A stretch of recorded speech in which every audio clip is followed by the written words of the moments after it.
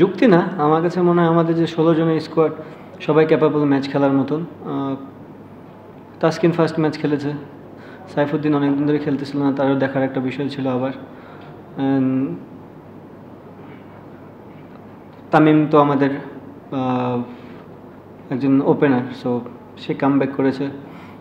হৃদয়ের বিষয়টা হচ্ছে হৃদয় অসুস্থ, সে তার জ্বর, এই জন্য খেলতে পারেনি। আর নাসুম একটা গেম খেলেছে।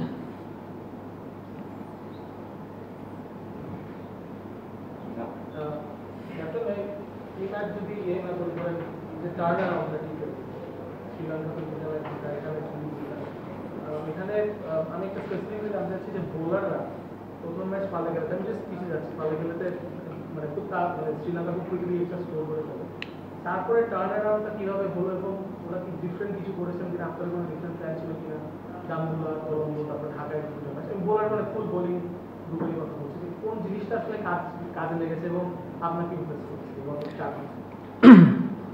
ফার্স্ট অফ অল, আমরা যে ম্যাচটা ক্যান্ডিতে খেলেছিলাম, রাইট, ফার্স্ট গেমটা, আমার মনে হয় আমরা ব্যাটিং ইউনিট ওই রানটা দিতে পারিনি। ডেফিনেটলি ক্যান্ডির উইকেট 180+ উইকেট ছিল, যে জায়গায় আমরা খুবই কম রান করেছি।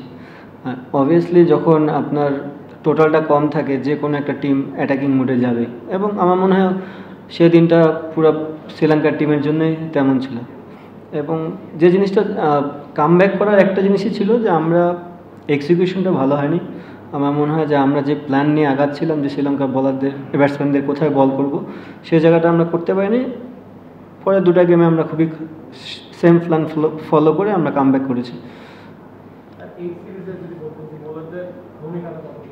ডেফিনেটলি এই সিরিজে বোলারদের ভূমিকা অনেক বেশি ছিল, কারণ আপনারা জানেন যে প্রথম ম্যাচে তাদেরকে 111তে অল আউট করা, অ্যান্ড দেন সেকেন্ড ম্যাচে 135-এর ডিফেন্ড করা, এটা অনেক একটা বড় চ্যালেঞ্জ ছিল। আমার মনে হয় আজকের ম্যাচেও বোলাররা খুবই ভালো বল করেছে।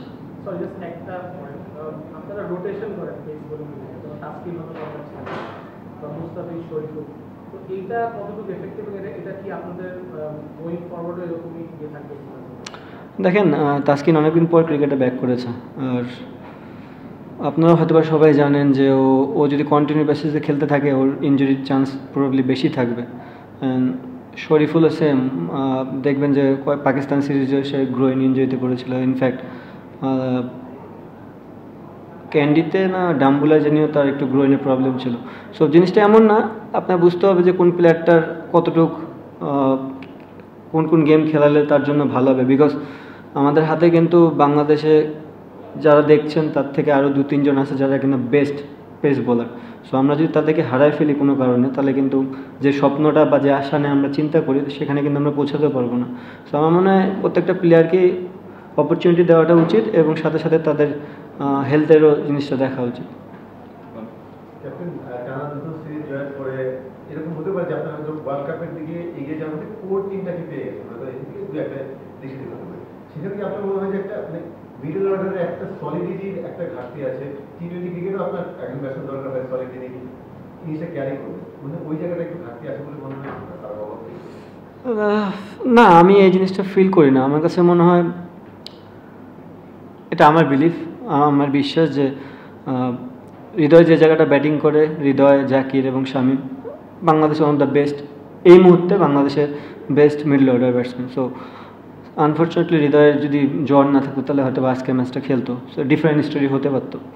বাট আমার কাছে মনে হয় না। But at the same time আমরা দেখবো, যদি আমাদের ভিশন যদি ওয়ার্ল্ড কাপ রিলেটেড হয়, এই 3টা প্লেয়ারের ভিতরে যদি একটা প্লেয়ার ইনজুর্ড হয়ে যায়, আমাকে তো ওই জায়গায় মেক আপ করতে হবে। সো আমাদের এই মাথায় জিনিসটা আছে, আমরা ট্রাই করবো ওখান থেকে ফাইন্ড আউট করার কিছু।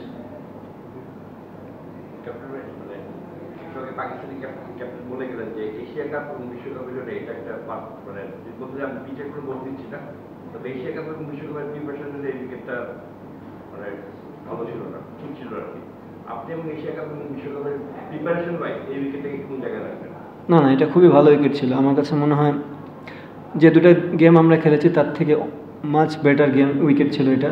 টোটালি আমি বলবো ব্যাটিং ফ্রেন্ডলি উইকেট ছিল। যদি দেখেন, আমরা বোলিং ইউনিট খুবই ভালো বল করেছি। অ্যাজ এ ক্যাপ্টেন আমি মনে করি 180 chasable, but at the same time আমরা ওই 6 ওভারের পাওয়ার প্লেতেই গেমটা অনেকটা লুজ করে ফেলেছি। So as a batting unit আমরা ক্যালকুলেটিভ ক্রিকেট খেলতে পারিনি আজকে।